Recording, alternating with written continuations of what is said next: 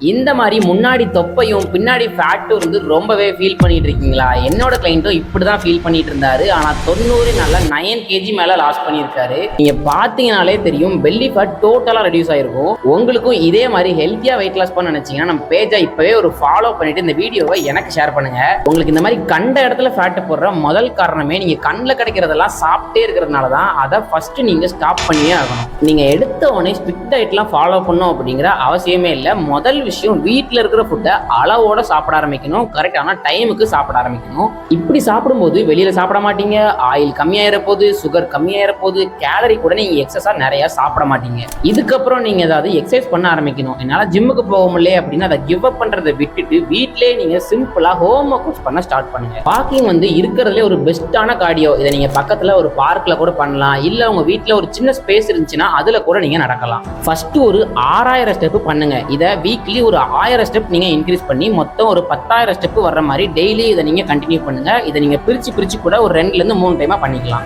இந்த ரொட்டீனை ஃபாலோ பண்ணாலே உங்களுக்கு 90 நாள்ல நல்ல சேஞ்ச் அப்படிங்கிறது கண்டிப்பா தெரிய போகுது. நீங்களும் ஹெல்த்தியா வெயிட் லாஸ் பண்ண நினைச்சீங்க அப்படின்னா கீழே தெரியுற வாட்ஸ்அப் நம்பருக்கு வெயிட் லாஸ்ன்னு மட்டும் DM பண்ணுங்க. நான் உங்களுக்கு கண்டிப்பா ஹெல்ப் பண்றேன்.